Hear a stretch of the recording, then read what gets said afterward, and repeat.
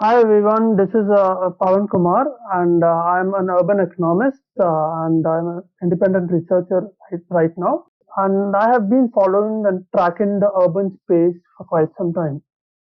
In that regard, since we all are sort of most of the audience who is exposed to this channel would be residing in cities and in mega cities, say Hyderabad, Bangalore, Chennai, Pune, Bombay, Delhi, all the major cities in India have seen quite some development in the last 20 years.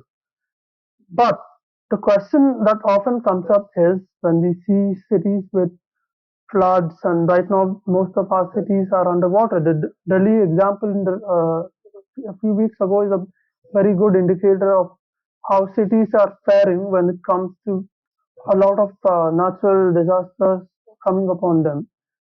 But the question to ask is how are cities developed usually? What is the usual pattern in which cities develop? And also, what is the reason why cities in the first place formed before anything, before all we had villages, we had towns, but we also had cities in the past. But why is it not like that in today's time? Is what we should look at. So, urban economics is basically a application of the tools that is used in economics to understand how cities evolve and how certain aspects of cities are formed over time. For instance, you look at the example of Bombay. It became a center for the film industry, and likewise in the south we have Bangalore becoming a hub for IT. Even in Hyderabad, Hyderabad has followed suit. So what explains these kind of localizations in cities with certain specific industries being developed? And that to an extent can be explained in theories in urban economics. So there is something called agglomeration where a lot of clustering happens because of certain reasons. For instance, an industries cluster, for instance in Bangalore, you have all the IT industries clustering at one point for the simple reason that it sort of cuts down on all their costs, be it knowledge sharing, be it transport, or be it a host of other factors that influence why people get together. So because of that, there's a lot of such clustering happening, and that also creates a certain advantage. And primarily, the cost reduction is one factor, and the second factor is what we can call as positive externalities of clustering, which is it's easier for companies now for two companies located in one office space to interact in some way or the other. So this kind of networking is coming about in cities, and in addition, there's also a host of all other advantages that come about with it, which is proper schools are coming out in that vicinity, and proper facilities such as education, medical, and a host of for people to interact and meet on social occasions is possible. And this is what urban economics is all about. It is about agglomeration, and it also is about how agglomeration sort of paves way for other sorts of benefits. So cities, if you historically, if you look at how cities were formed, there are broadly four ways. It can be the number can be varied subject to the case that we take. But in India, if you look at it, it's broadly on four counts. Either they were administrative regions such as Delhi or even Mysore, etc. So you had kings setting up the capitals in major cities. Along with that, there was also a historical aspect to it, cultural and historical aspect, which is seen in Tirupati, in Varanasi, and in other parts of the country, where a certain cultural element paves way for a certain agglomeration of people to gather at a place and start residing there. And the third one is an industrial classification or industrial clustering, which is happening in Bangalore and in Pune and even in cities like Surat, where there's a host of big chunk of diamond industry settling there. So clustering is one, and the fourth one is in terms of new ideas being put out for cities. So new plans. Chandigarh is one such example where a planned city is coming up. So if you look at it broadly, it's a historical aspect that forms cities, also a geographical aspect and administrative, along with a sort of a new development coming in place. And likewise, I feel, and the other advantage why cities form in a certain, and they try to put in a certain unique nature to it. For instance, Bombay is unique to film industry because a lot of such interactions were made possible there due to the existing uh, theater industry already there. So theater industry had located there, and then it moved on and became a place where the costs of trying to move and do films became much less. And that is one thing. And the second submission that I would want to put out is often if you would ask why it matters, because urban economics is not just for those in the economics field like me or others in the academy or policy making to think about. We all complain when cities flood, right? But is it always the case that a certain area in the city is located in a very densely populated manner because of planning, or is it because of economics? So if you look at the factors why a lot of IT belt in Bangalore and Hyderabad also is associated with, it's coming out with even more bigger residential complexes next to it, it's not always planning, but it's also economics that drives it. Because when it comes to real estate market, when you're clustering at one part of the city, it becomes easier for them to sort of capitalize on that land in that area. So and that is the reason you see more push for people to reside in the city center, because it's accessible to their office places. There's good transport. There's other sorts of restaurants, everything that a city would provide right in the heart. So that is why people come there. And the other aspect to why it is important is when you look at all of this from the perspective of a layman's terms and from through a layman's lens, it appears that everything is done by the government. And that is not the case, because I had just pointed out the real estate example, but also look at the way a certain street in any major city is filled with food stalls or food joints, and that is because there's a certain uniqueness to it. In that area, a certain heritage spots have come about. Certain old hotels would have been there for the last, say, 15, 20 years. And a host of others would want to compete in that area to get their business there. So, in some sense, business aspect is coming in there, and business decisions of these firms to locate in a certain place come about, and that's how all of these region and city-wise locational patterns come about.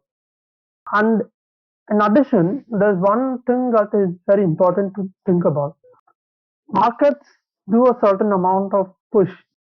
Say these are the areas where the cost is less, business is more, or the cost is less and people can live there easily and at their convenience. But governments also have certain regulations that come about and work on these things. So you all might have heard of this kind of uh, a common metric. So when we are all purchasing our land, which is the market rate for a piece of land in measured in square yards or square feet. So if you look at, I'll just put out a data point here. In Gachibowli in Hyderabad, where a lot of this IT belt is located, the land value is ranging from 10 to 20,000 per square feet. But in the same vicinity, if you go a little outside the area, outside Gachibowli into the suburbs or outside the marked territory of GHMC, there's something called a place called Ibrahim Patnam or near Samshabad, near the airport. It comes down drastically to 4 or 5,000 rupees per square feet. This is where the government regulations play a role, because in cities a certain market is enforced and the government cannot do much there. But on the suburbs, there's a lot of government land, there's government property coming in there, and the government land is still a very valuable asset.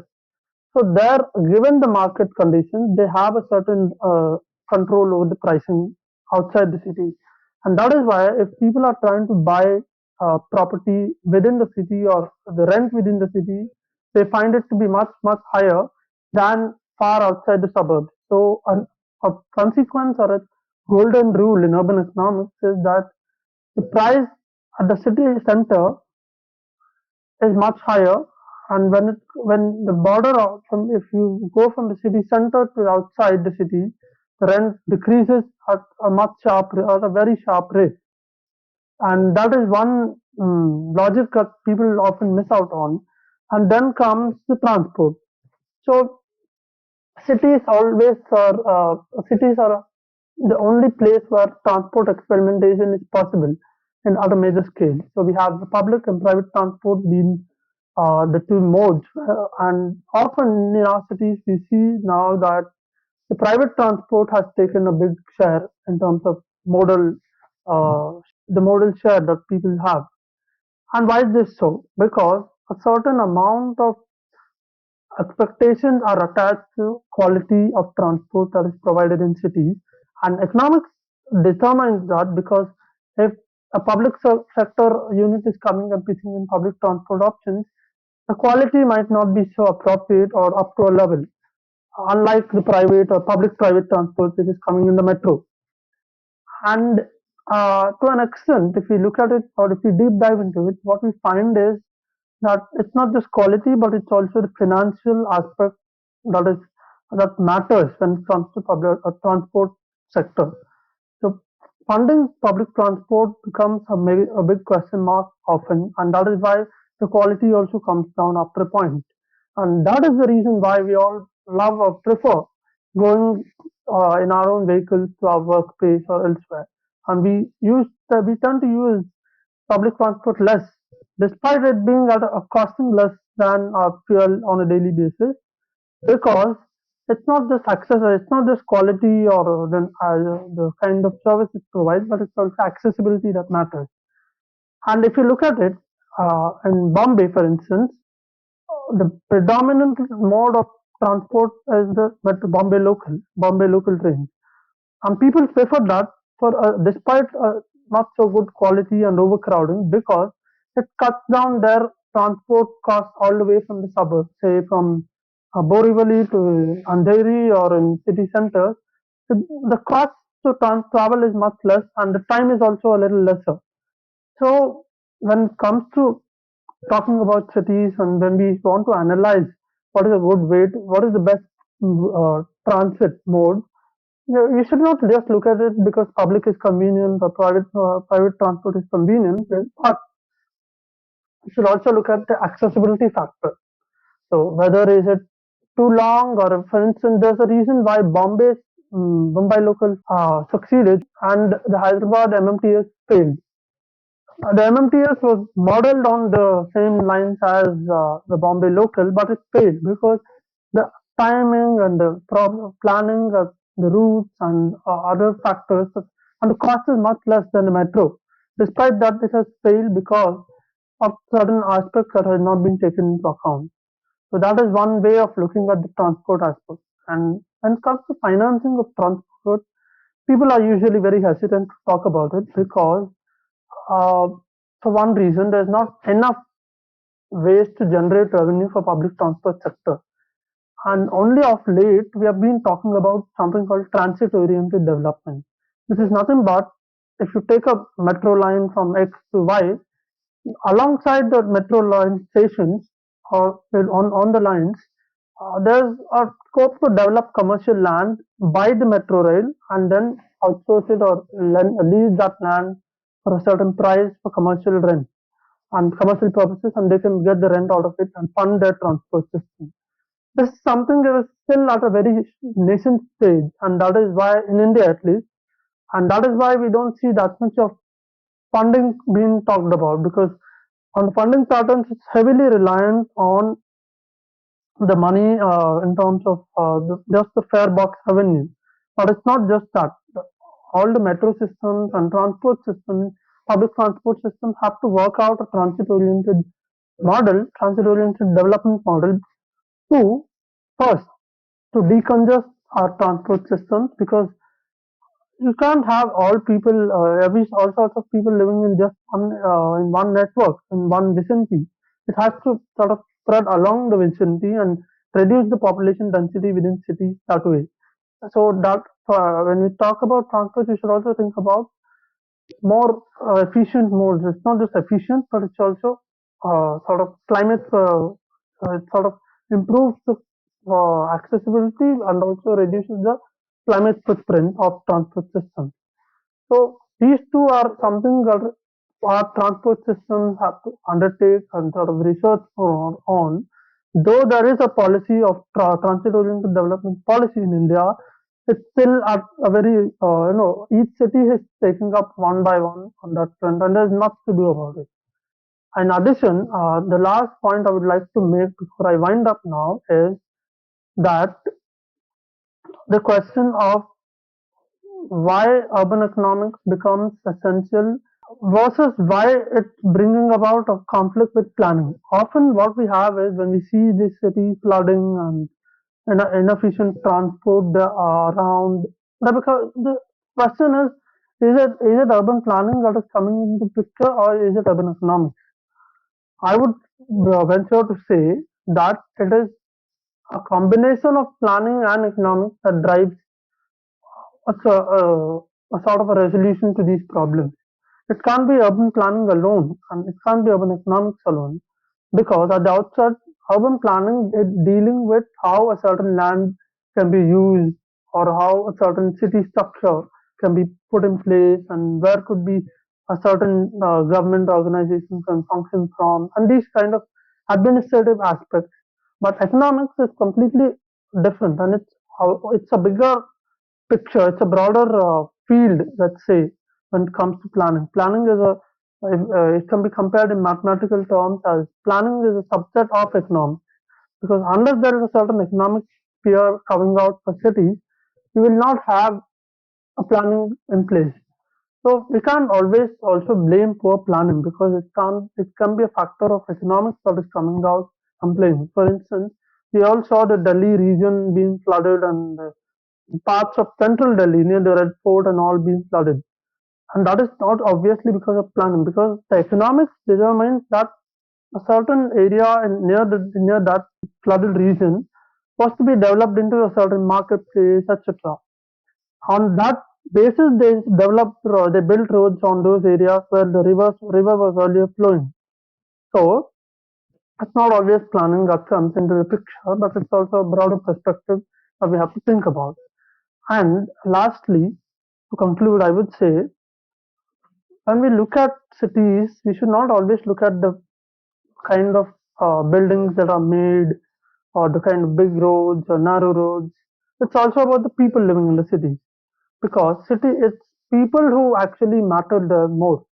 And because of people coming into certain cities, that's how the growth comes about.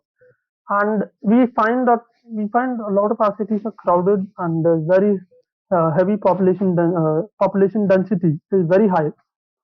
But if you look at the data, there's something interesting.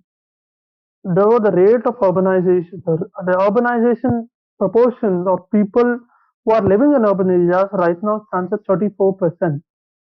But the rate at which urbanization has been happening is hardly 1 or 2%. At the max, it's been 2%. So the growth of cities is much less, and people still are residing in rural areas and the suburban areas, and or the peri-urban areas, which is outside the cities. So when we look at when we want to sort of understand the urban dynamics, transport is more of an enabler for urbanization to happen. And and my last submission here would be, transport is an enabler. It's also one way of improving our city network in terms of access, in terms of better, I would say, lesser climate footprint, and it also reduces congestion. And that is why when we talk about planning and economics, we have to understand that when it comes to transport, both play a role in determining what mode of transport is needed in a city. And on that note, I think I would put my submissions there. And thanks a lot for it's his Paul Echo for allowing me to give this presentation. Thank you.